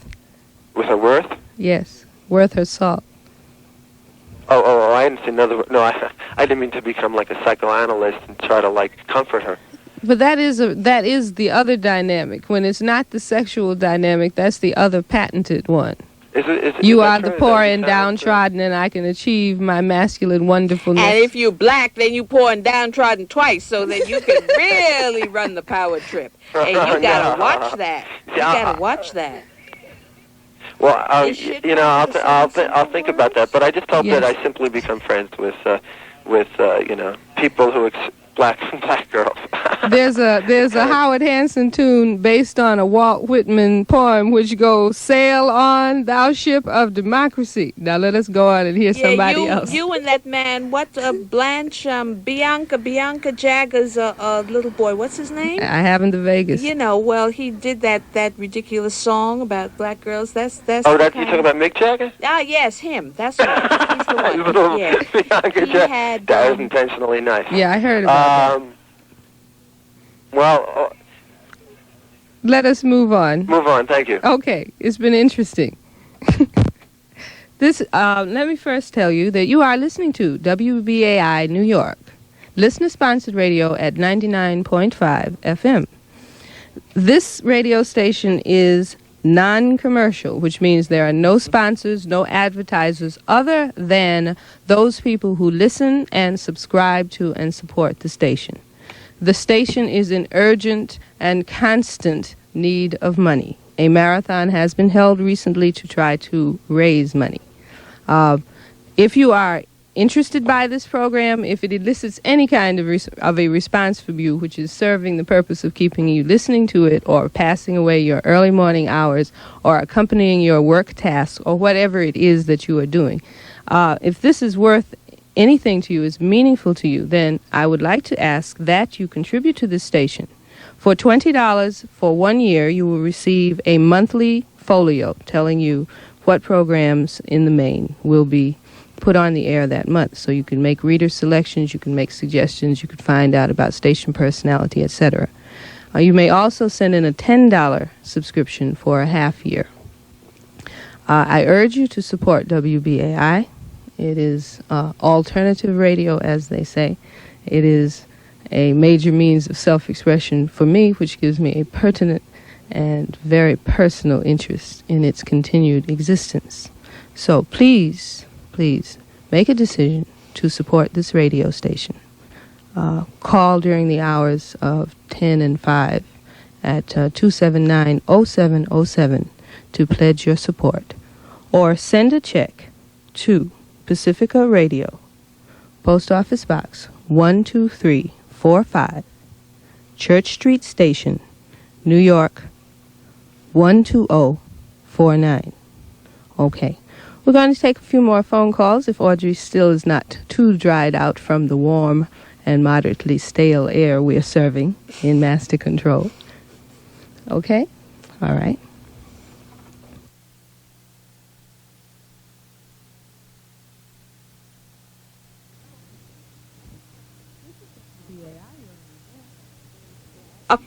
It has the virtue of brevity. I must say, but that's something about women, right? They make sure that they get their thing in. You mean like the women in New Orleans when the black kids were going to school? That's like right. Those faces. That's right. There was no... that's one of the things that men keep women around for, right? In an inferior position, supposed to be. Because we're supposed to do their feeling for them. And if there's one message that we have to teach our sons, right? Is we do not exist to do your feeling for you. Hey, I have been complaining, belly aching in the dark, about the fact that men automatically assign to the woman in relationship the whole role of being the one who cares. That's right. Like they don't have any personal needs, any emotional needs. Right. Like they can take off for the planet Jupiter in a moment, minus wings or spaceship, That's right. It's a scream. Uh-huh. Yes. Women, on the other hand, you see, Judy, what we need to do, and I speak now, certainly I speak as a lesbian, but I speak also for women who are not lesbians. I believe that what we really need to do is to reclaim those prerogatives that are ours and to affirm the fact that we do all things, that we are capable of all human emotions, that the human race does not have to be split into those people who feel and those people who act. That it is, in other words, a destructive, a non-constructive way of dealing with human beings. It is not the way things work, in fact, because even those who act are motivated by the emotional... I am particularly interested, again at this point in time, in encouraging women to recognize the ways in which we can and do act all the time. In other words, to affirm the power from where each one of us stands. To affirm it, to recognize it, to begin to love deeply ourselves, and from there on outward. It's scary. It's scary. We have been taught that safety lies in passivity, but that's a crock, because if our silence was supposed to have brought us safety, why aren't we safe and rich and happy? You have a poem lot of things that talks about as if something could be safe, or as if there were we were never meant to survive. A litany for survival. Here. What page? 31. Yes. A litany for survival. Let me tell you how this came to be. About 2 years ago, I had a biopsy for a breast tumor, which they told me was probably malignant. As it turned out, it was not. But there was an interim of about 3.5 weeks between the time they told that I was to go in and the time I went into the hospital. And during that time, I completed the whole trip of dealing with mortality, of the rage, the fury, and so forth. One of the things that really came to me finally, I suppose it's a kind of antidote to fear, recognizing the kinds of fear that I had now, that I had always had, that in a sense was now released of. This was the reality. And then, what had being silent ever brought me? We're going to be afraid because we were programmed to be afraid, right? And we can learn to work when we're afraid. Same way we can learn to work when we're tired.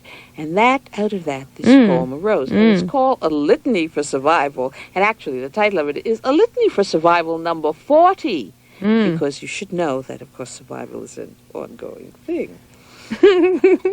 No kidding. A Litany for Survival.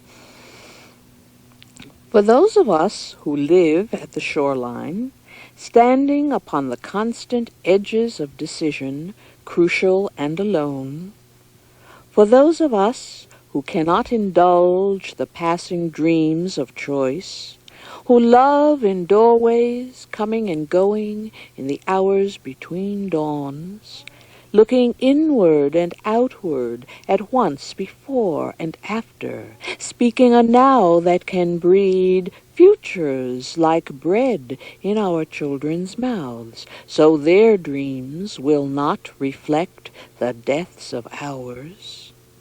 For those of us who were imprinted with fear like a faint line in the center of our foreheads, learning to be afraid with our mother's milk, for by this weapon, this illusion of some safety to be found, the heavy-footed hoped to silence us. For all of us, this instant and this triumph, we were never meant to survive. So when the sun sets, we are afraid it might not remain. When the sun rises, we are afraid it might not rise in the morning. When our stomachs are full, we are afraid of indigestion. When our stomachs are empty, we are afraid we may never eat again. When we are loved, we are afraid love will vanish. When we are alone, we are afraid love will never return. And when we speak, we are afraid our words will not be heard nor welcomed. But when we are silent, we are still afraid, so it is better to speak, remembering we were never meant to survive. Yes, yes. Neither were you or you or you or you or any of us. By virtue of our feeling, we were supposed to have succumbed a long time ago. Right? It took me out to the border. To the human place in the cause. Here we go, right? But it took me to the occult.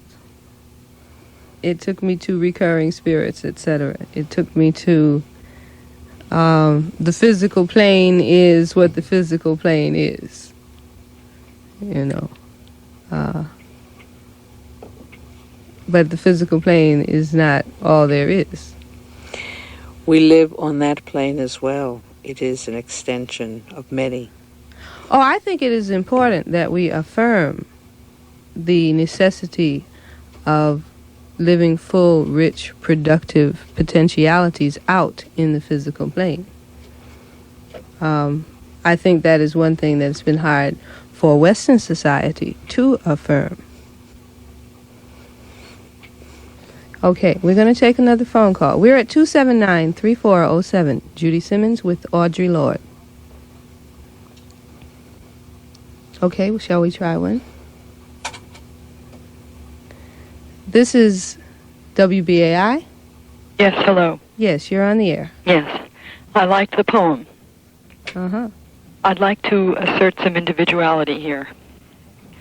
I would like to talk about anger. Okay. It's growing late, and I have a feeling that soon it's going to be necessary for anger to be asserted on both sides of the fence in this racial struggle that we're having. Going to be? Pardon me? You think it has not been expressed already? I'm not talking about the past. I'm talking about right now. And I'm talking about the fact that I think there is a great deal of white anger that is coming up now, today, in today's human beings, that it's getting time to have expressed. And I'm talking about verbal expressions. Honey,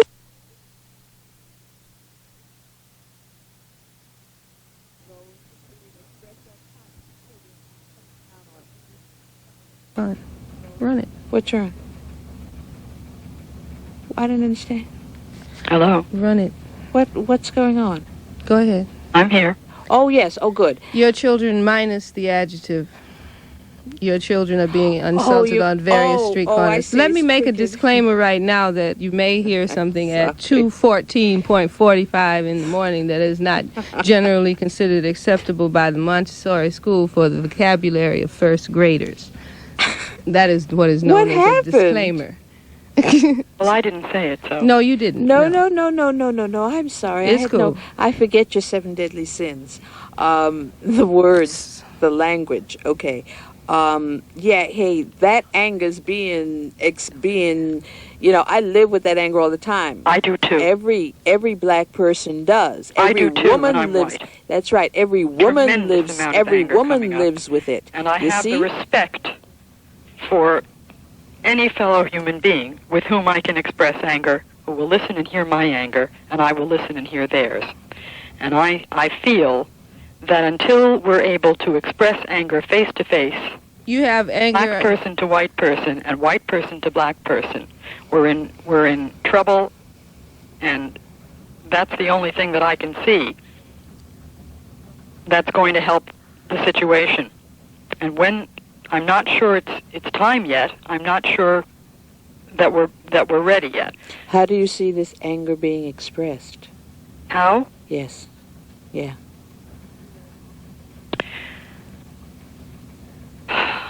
Well, And as what white is your people and vision? black people get to know each other in places of work or in social life and become on friendlier terms, I think there has to be less and less hesitation for people to express their real feelings to one another.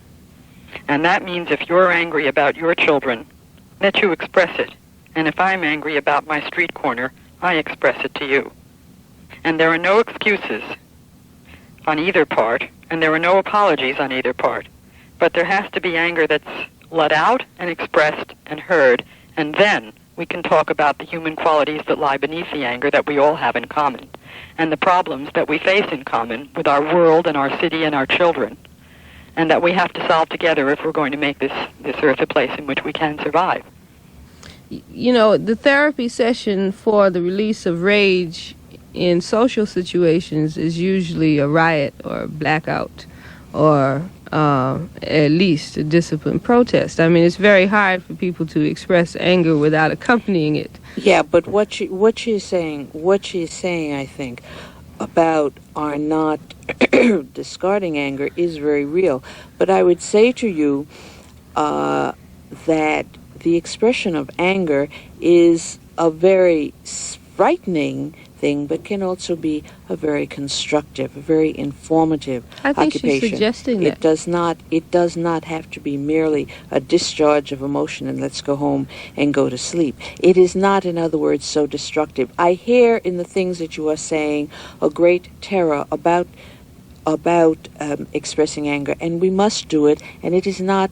I think that it happens a great deal. I think that it's happening more and more as we recognize that it is not anger that destroys so much as that perverted swallowing of all of our emotions. And the fear of the consequences, because I think we are mutually afraid of each other. Yes, but it is possible, as I was saying before, it is possible to work through fear. We do not have to wait until we are no longer afraid in order to feel or in order to act. In the same way that we act while we are tired, we can also act while we are afraid.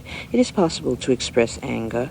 Now, there is, God knows, I receive, and you receive, enough anger as a woman, and I certainly receive enough anger as a black woman every single moment of my days. I mean, the fact that we are at risk every single time we step out of our houses, and sometimes while we are in, creates an incredible amount of anger, and we are certainly experiencing anger towards ourselves and towards our person all the time.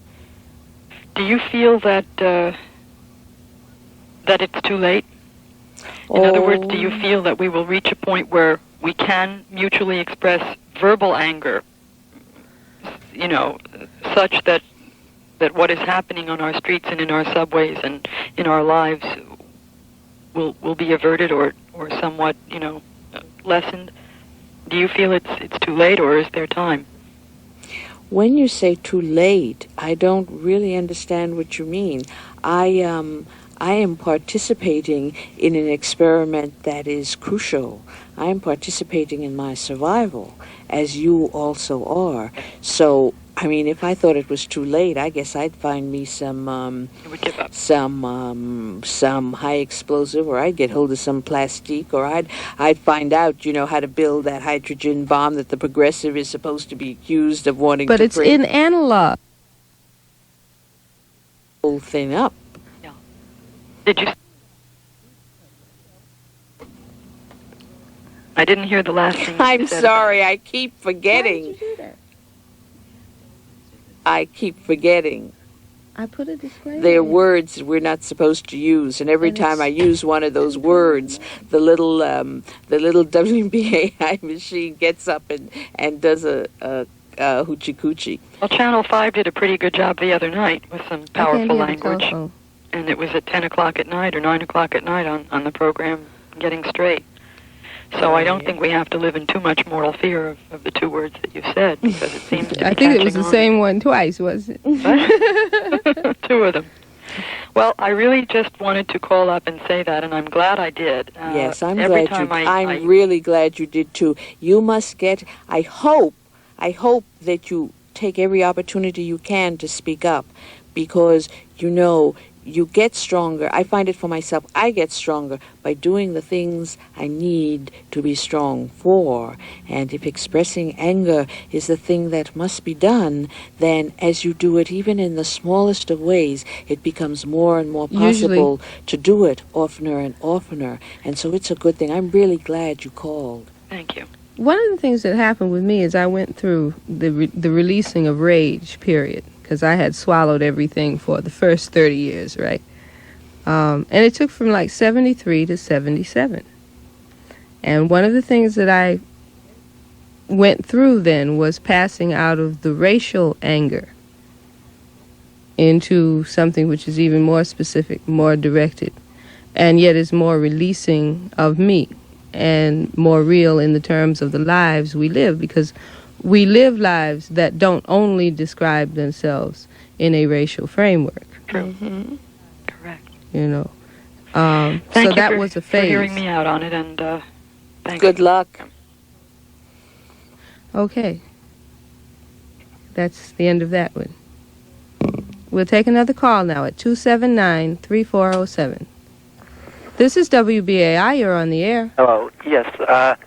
I would like to ask you, don't you think that maybe the subject, the prejudice against, say, blacks or against women, are just slightly overplayed as opposed to any other prejudice that we experience? I mean, the Jews, the Christians, anybody else.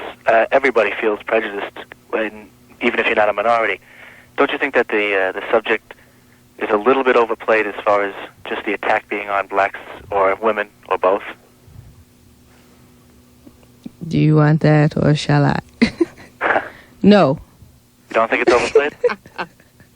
No. Well, what would you feel about the other prejudices? They exist.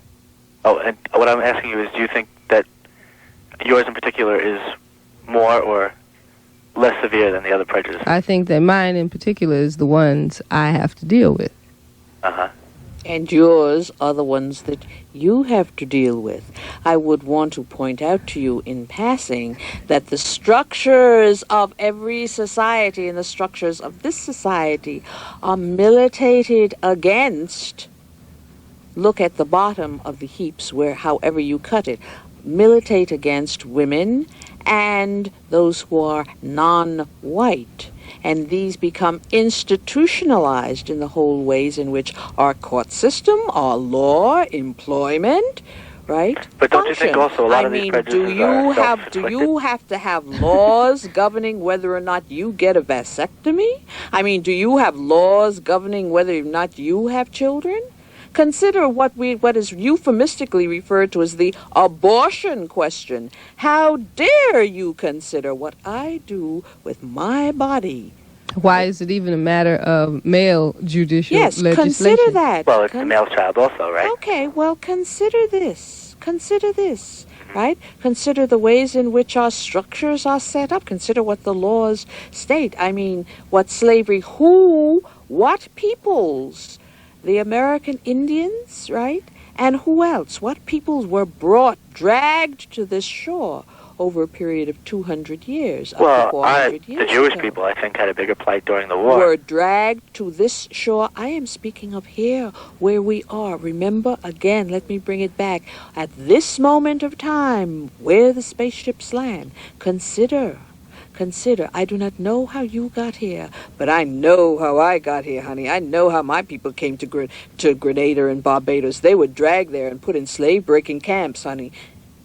You follow? Yeah, but like I'm saying also, the same way that they feel this oppression, don't you think a lot of it is self-inflicted, and then they have that attitude, and they don't go about it the right ways to get out of it?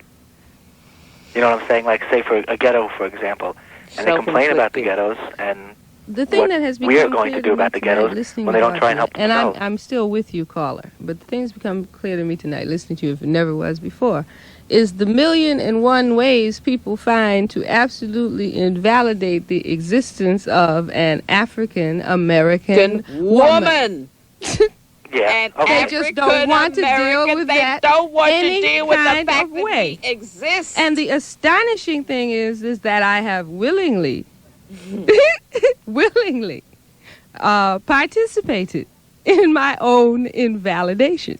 That is why I tell you that to the extent that black women are survivors, we are all lesbians, honey, because we have to be women identified, because that is the only place. Now, I know that you disagree with me, Judy, and I understand, but you must see that when I speak of being a lesbian, that this is beyond a question of a sexual preference. I am speaking of a woman who is deeply identified and in touch or in search of her own power as an individual.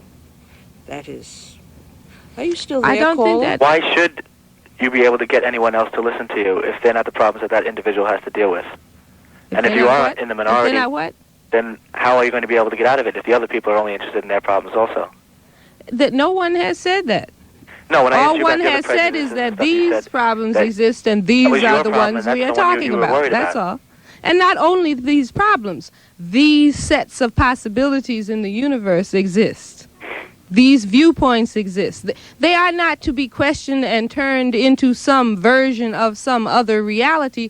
This is a reality that should be considered without preconceived notions and without judgment. Just look at this one. And this is the reality that I work through. It is not the only one. I would never be so silly as to say so. There is a future. No, but you said that they were the only ones you were concerned with. The world that I am working for, I invite you to. I hope you are working in the place where you identify, in the place where you find yourself. I hope you are working for it also. If you are not, we will eventually meet on a collision course. If you are, however, I dare say that we will stay parallel, or sometimes even within shouting distance of each other. We're in shouting distance now. Do you hear what I'm... Do you follow what I'm saying? Yes, I do. My existence does not deny you yours.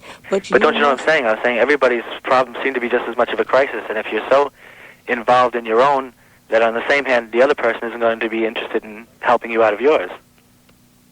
If you know what I mean.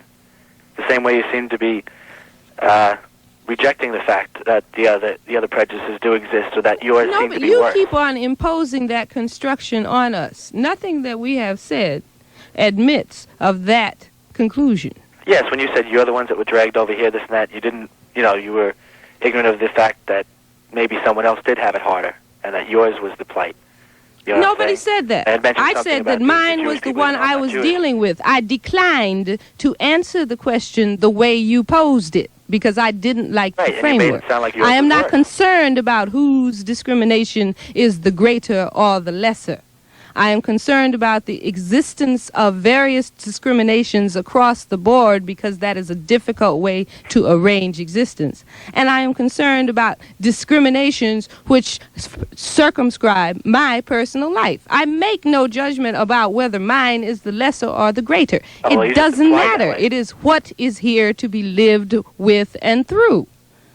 But don't you think that's one of the big things that you people are always making it sound like your problem is the biggest, that everybody's against you, whereas everybody's kind of against everybody else. Look, we've addressed that question. You have chosen not to hear. I'm going to pass on to a couple of these other callers, okay? Right, ready.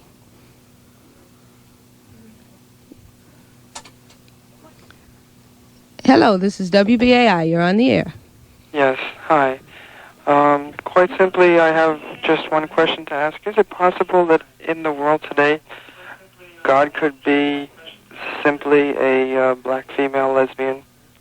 God could be simply a Oh, your radio is on. You need to turn your radio down. We can't hear you.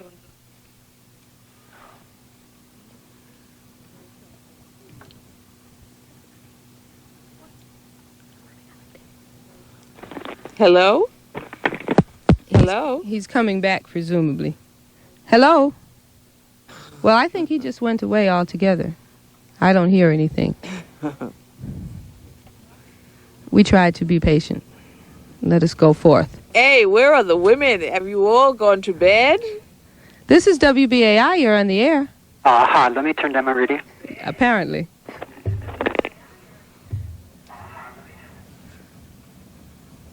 Hello, Judy? Yes. Hi. Hello? Yes. Yes, this is BAI. This is Judy Simmons. It's interesting to me that... I beg your pardon? It's interesting to me that it seems that a number of your male callers tonight, not all of them, but a number of them seem to be denying a lot of things, which I think both of you have already stated and made that clear. But I'm just responding to some of the things that you've been saying that were that you brought home to me. Okay. One of them is that I notice in myself, in listening to a lot of BAI's programming, a lot of the women's stuff, that there's a definite appeal. And I notice male callers often sort of trying to, maybe not seemingly, but trying to reach out and sort of, well, I'm not sure how to explain it, but... It's all right. Take your time. Trying to reach out and do what? Well, I think that what they're trying to do, although I don't think many of them are aware of it, is that they're trying to, that they identify with a lot of the things that they hear women say. Mm-hmm. And that they would like to make some of the things that women are saying their own. Mm. And that they see that